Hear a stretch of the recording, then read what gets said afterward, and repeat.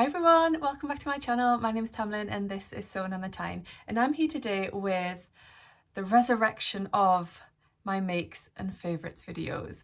I'm going to be filming and talking about the things that I've made each month this year, hopefully, and a few of my favourite things. I used to do these videos going back in my YouTube history. However, I fell off the wagon and didn't film them for quite some time.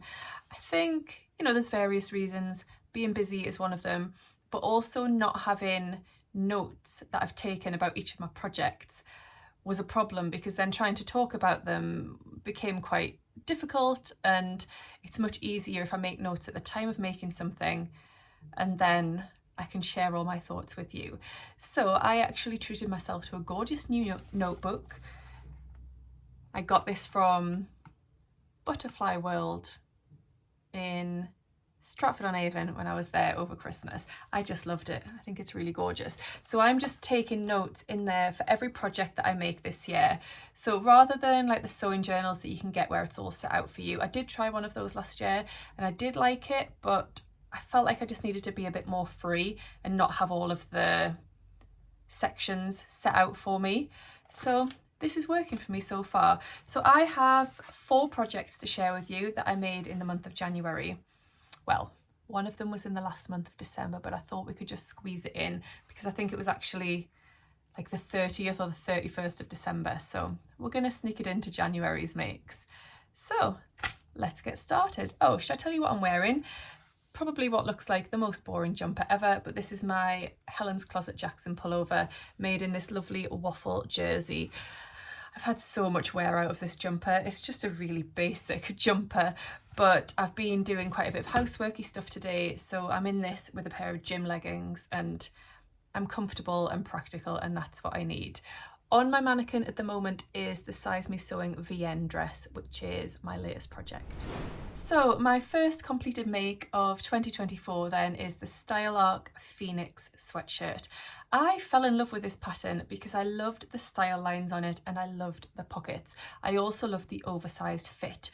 So on the Style Arc website, it's described as a crew neck sweatshirt with side panels with inseam pockets. The side panels can be made either in the main fabric or in a rib fabric. An extended shoulder line, so that just means like got a dropped shoulder, a deep armhole, rib hemband, side panels, cuffs and neckband. Then it's got a slight high-low hemline and a slouchy long sleeve. And the fabric suggestions for this that they give are fleece, rugby knit, which I'm not quite sure what that means. I've never heard of rugby knit before, and a rib knit for the trims like the cuffs and things like that.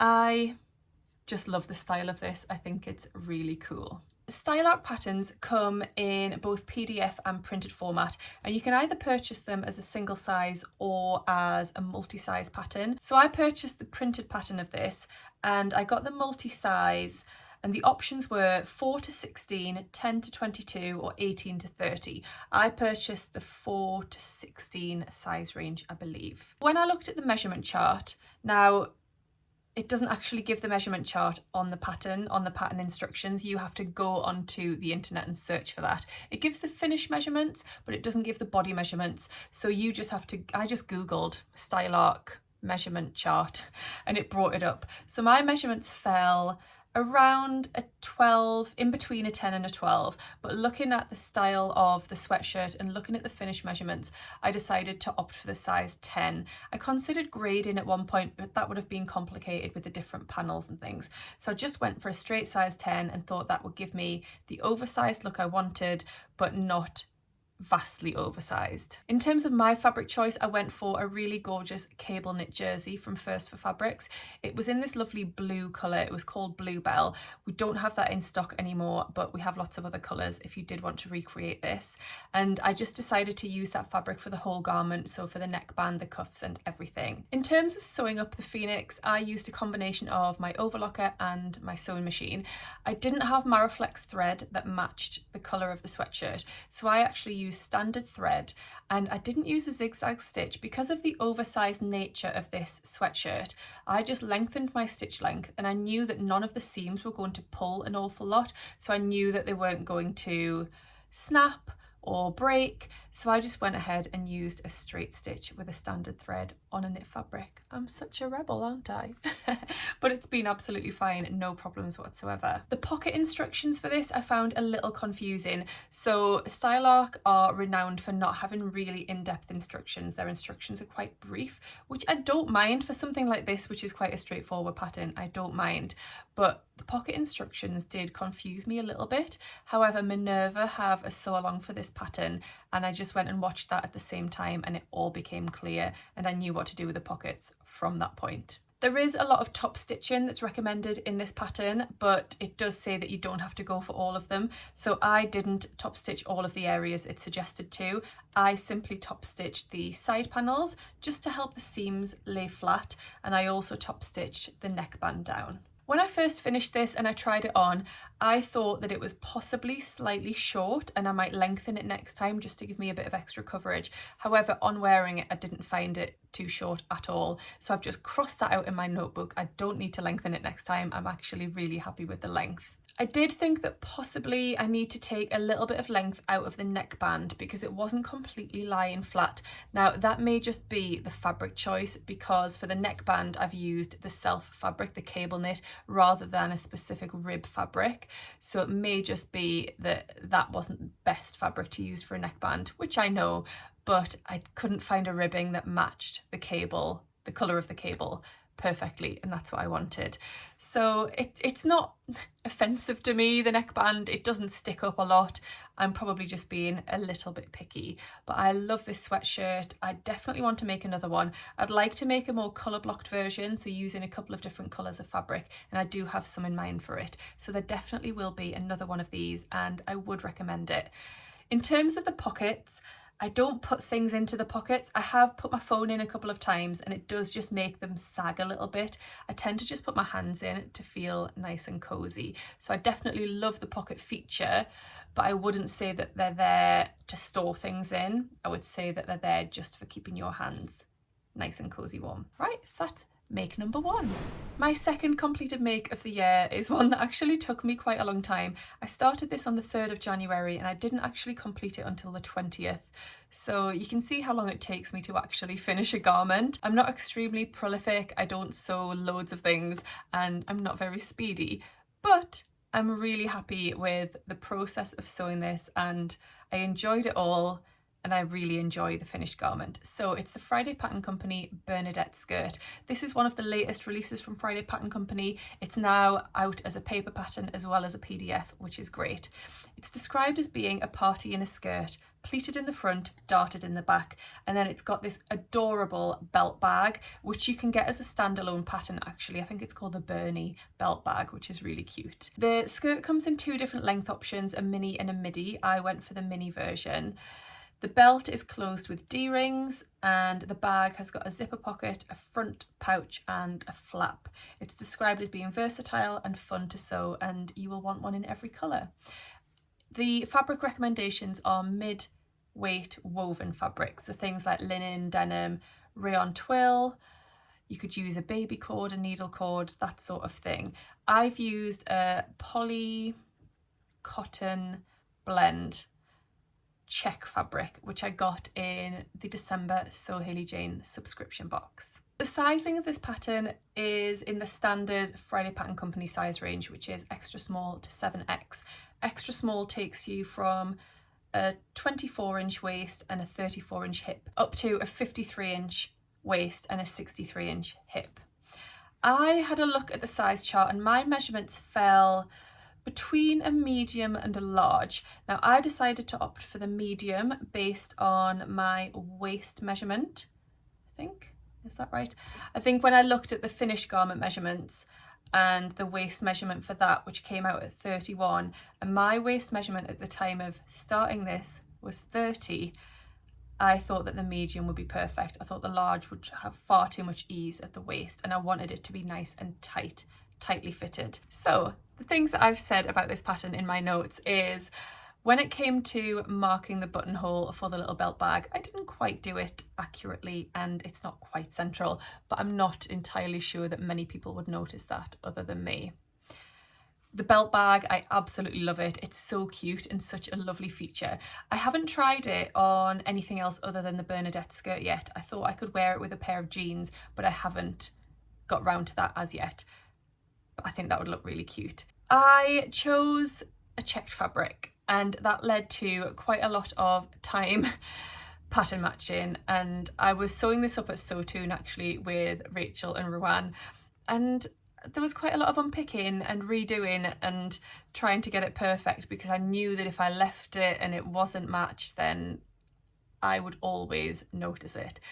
And you know what? It was worth it. It was worth that extra time. I'm really glad that I did that.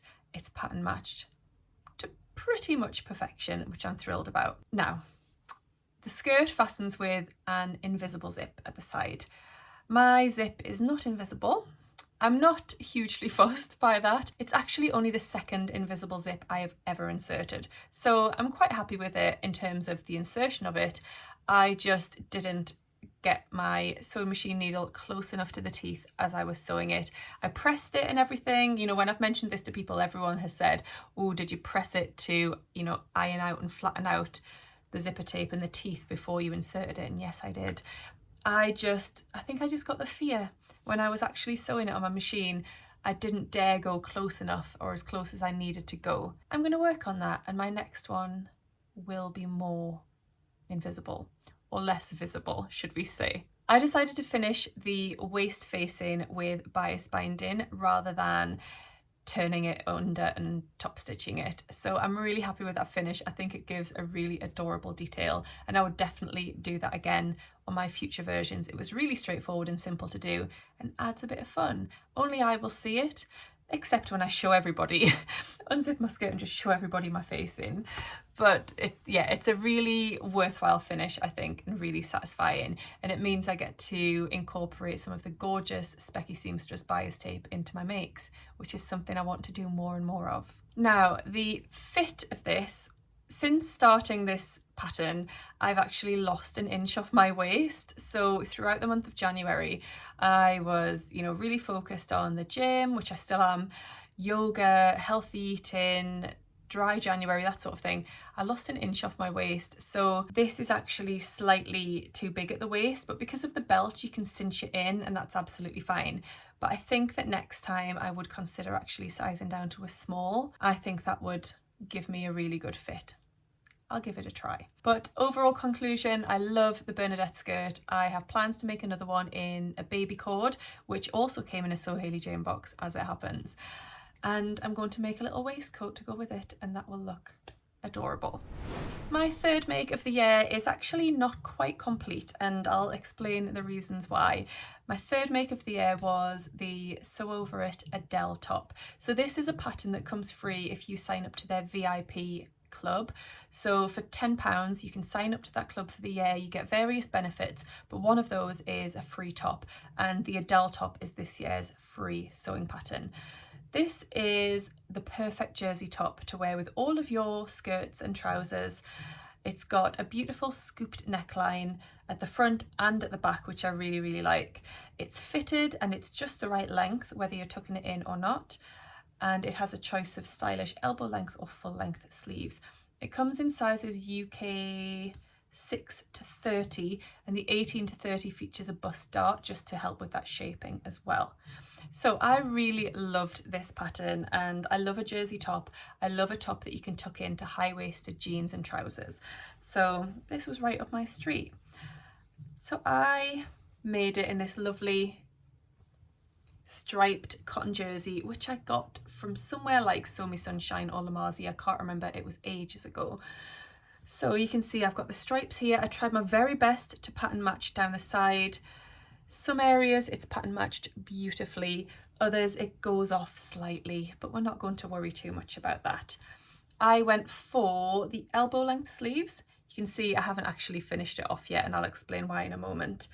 and I haven't hemmed it at the bottom. I took 10 centimeters off the length of this. I just chopped it off the bottom. Well, I folded my pattern up 10 centimeters for the front and the back because I knew I would always wear this tucked into high-waisted jeans, and therefore I didn't need all of that extra fabric that would just be tucked in to trousers and add bulk anyway. The binding that goes all the way around the neckline, so the neckband, I decided to do it in a different direction so that it had this appearance at the front, which I really like. But the reason I haven't actually finished this off yet is when I tried it on, I was really happy with the fit in the body, but not the sleeves. I felt like the sleeves were slightly too big. So I need to go back and make some adjustments. I think I'm just going to take a little bit out of the armhole seam, and I'm just going to take a little bit out of the underarm seam here as well to see if that gives it the fit that I need.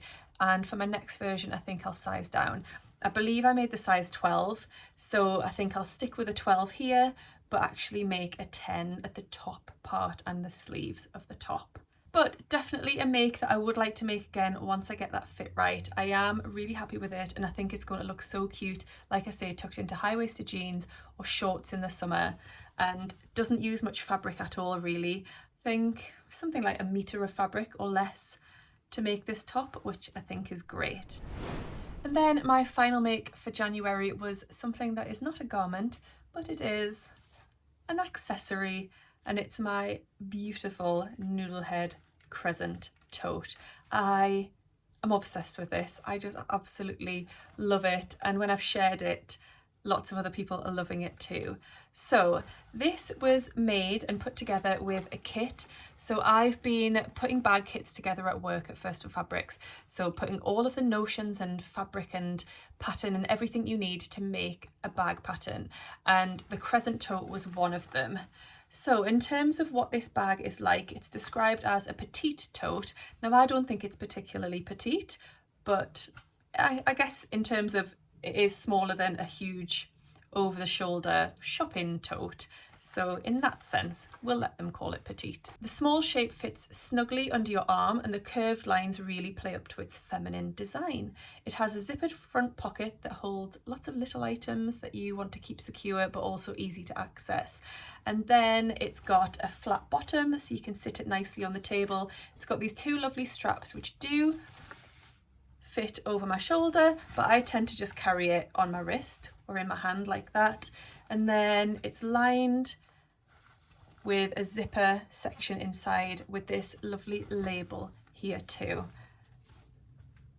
So the process of sewing this was fab. I really enjoyed it. Just doing something a little bit different and not have to worry about fitting and all of that. It was just really lovely to sew.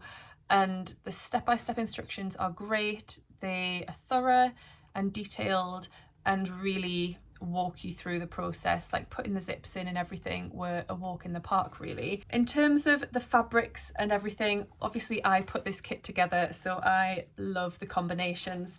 I love the orange of the lining that goes with the orange of the webbing. I love the chunky metal zips with the gold finish.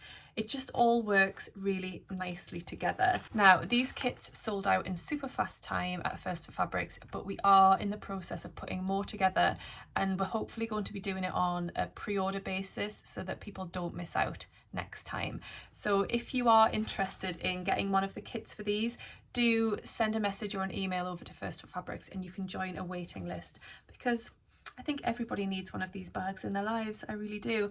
I actually want to make another one, maybe in a lighter colour or maybe a patterned fabric. I definitely think that this is not my last Crescent Tote, and I definitely want to explore bag making a bit more. I know I've been talking to quite a few people recently who have got to the point where they don't really need more clothes, and bag making is a really great alternative. So you're getting the thrill of sewing, but you're not churning out more and more garments that you don't actually need. So yes, I would recommend it if you haven't tried it already. So that's everything I sewed up in January. Not a huge amount, is it really? But I'm really happy with all of those garments. Yes, I'm happy with my month's accomplishments. Now let's talk about a few of my favourite things this month, starting with fudge. Fudge. I love fudge, okay? But for Christmas, my Secret Santa, in our family group that we do on Christmas Day, my Secret Santa treated me to a gift box full of fudge from Fudge Kitchen, which, for those of you who don't know what Fudge Kitchen is, it's an incredible shop. We don't have one in Newcastle or the Northeast, unfortunately. I think the closest one is York, and I'm going to York later this month, so I'll definitely be paying a Fudge Kitchen a visit when I'm in York. I love that when you go into the shop you can watch them making the fudge. So all of their fudge is made in small batches and it's just so delicious. They do lots of different flavours, and my gift box had 5 different flavours in. It lasted me maybe 3 weeks, I would say, just having like little bits each evening. But it was incredible and just the best gift ever. And now talking about it, I really, really need some fudge. My Secret Santa knew me very well. I have suspicions over who that might have been, Sam. So they were able to choose flavours that I loved. There was a gingerbread one, there was dark chocolate and sea salt, there was Irish cream, lots of delicious flavours, white chocolate and cranberry, and one more that I can't quite remember. But I was a very happy person for the life of that Fudge Kitchen gift box, and I would recommend Fudge Kitchen to anybody who hasn't tried it before. It's like a different level of fudge. I love it. My next favourite of the month is a TV show that Sam and I watched. Now, we don't always have lots and lots of TV that we want to watch together because our tastes are slightly different, but we do love a crime drama, a true crime documentary, that sort of thing. And I had heard people talking about this and I'd seen it advertised on Netflix, and I suggested it and we loved it. I think we watched 1.5 episodes per evening because we couldn't quite make a full 2 episodes. We don't have enough time and don't dedicate that much of our evenings to TV. However, we couldn't just stop at 1 episode because it was so good.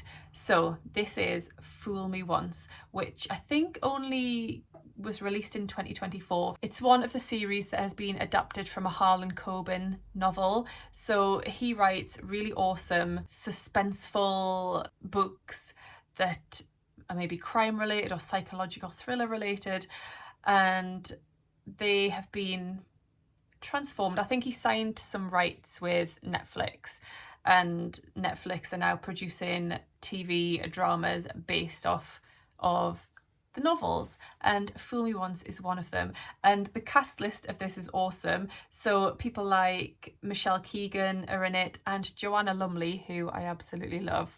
So this was an 8-part series and I was gripped throughout the whole thing. I absolutely loved it. If you haven't seen it, I would highly recommend it.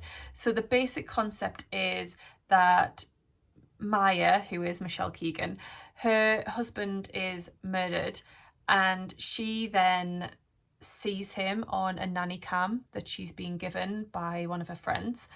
And there ensues and there begins this whole mystery, this whole drama over what happened and how could he possibly appear on the nanny cam when he was murdered, and who murdered him and why, and lots of things going on. So I would highly recommend Fool Me Once if you haven't watched it already. Definitely a gripping TV show.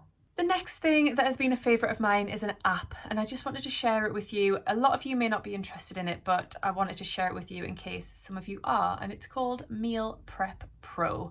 So I was really struggling with being prepared with my meals, and therefore if I didn't have much time I would just grab whatever was there. So I would call at the shop on the way to work and I would pick up a meal deal, like a sandwich and a packet of crisps. And that was obviously costing quite a lot of money. Or I would eat biscuits at work because I was hungry and didn't have enough food with me. So I knew that I needed to do something, and I work much better in terms of my diet and things if I'm organised and if I have things prepped in advance. So I looked for an app or some way of doing meal prep where I could cook and organise my food for the week, maybe on a Sunday, do 3 days worth of food, and then on a Wednesday do the next 3 days worth of food, and work like that. I'm giving myself one flexible day a week, so that is a Sunday, and I won't do any meal prep for that day. It'll just be a bit more of a, you know, we could go out for lunch, or we could do this, or we could do that. So I discovered Meal Prep Pro. I did look at a few different possibilities. I looked at some reviews, and this one just really sang to me. I thought it would best fit in with what I wanted. So you plan your meals in advance, but to do that you have to enter some data about yourself, like your weight, your height, what you want to achieve. So it's not just weight loss. It could be that you want to gain muscle. It could be that you just want to eat more healthily. So it's not just a weight loss app. You don't have to opt for that style of menu. So you can do, which would mean that you're in a calorie deficit, but you could also just opt for maintenance or excess calories so that you are actually gaining weight or gaining muscle. You can select how many meals a day you want to prep for. So is that just 3 meals? I tend to go for 3 meals plus 2 snacks. And then it gives you a suggested amount of calories based on your goals, but you can adjust that. So if you want more or if you want less, you can. You can then choose what style of diet you want. So what sort of macro split you want. And that means how much protein, carbohydrate and fat you will be eating as part of your diet, so you can adjust that to your needs. And then you can decide how many days in advance you want to prep your food for. So do you want to cook every day? Do you want to cook every 2 days, every 3 days, every 4 days, etc. And then it puts together a plan for you. And what's great is, so I set it to do 3 days worth of food. So those 3 days are identical, and then it does another 3 days. I can look at each of my meals and I can decide if I like the look of it, if I don't. At the start, you also choose ingredients that you don't like or you might have allergies or intolerances to, so you can make sure that the meals don't have any of those in, which is also great. So then you can swap out your meals. So if you look at a meal and you think, oh, I don't really like that, or it takes too long to prepare, or I prefer something else, you can swap it out. So you just click swap, and then you can look at the huge range of meals that they have. You can choose something else that you prefer, and it identifies them as how long they take to prepare. So there'll be 5-minute meals, 10-minute meals, all the way up to like 40 minutes, 45 minutes. So you then play around with your plan and you come up with a plan that you are happy with for the week ahead. Then you click shopping list, and it creates a shopping list of exactly what you need in terms of quantities and everything, not just ingredients, but quantities. And then you can click on any that you've already got. So I create my shopping list, go into the kitchen, look at what we've already got, and click any of those on the list, and it deletes them from my shopping list because it means that I don't need to buy those things. And then I'm left with just the list of things that I need to get. So we tend to go and do our shopping on a Sunday. I can get the bits I need, and then I can do my meal prep. And it's just been really fantastic for keeping me organised, making sure I'm not spending unnecessary money by grabbing things from the shop every day. And it also means I'm eating a healthy, balanced diet and getting enough calories in, or not too many, that sort of thing. I've really been loving it, and it makes me feel super organised as well. So I would recommend it. You get a 7-day free trial, and then you have to pay, and I think it's around £40 for the year. And I did sign up for that after the 7 days because I was loving it so much. And I use it every single day. So all is going well so far. And then the last favourite I wanted to mention is a podcast, but it's a specific episode of a podcast. So the podcast is So What's New in the Biscuit Tin, and that is Sam from Sequin Girly and Jess from So What If I Sew.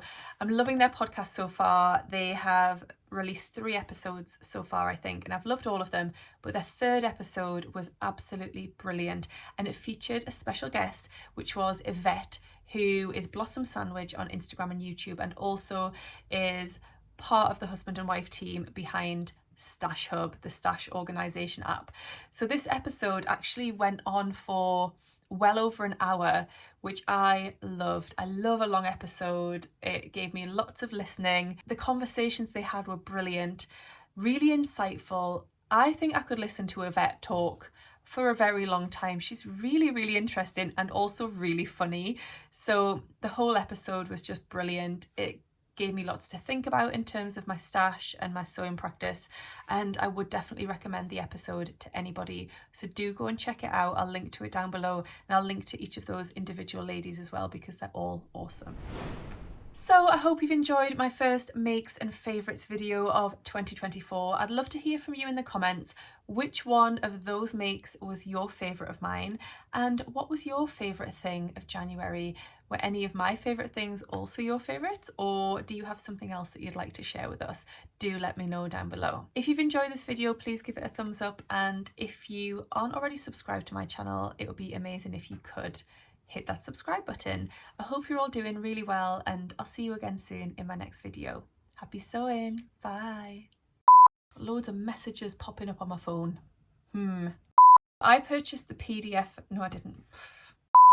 I'm not extremely what do I say next?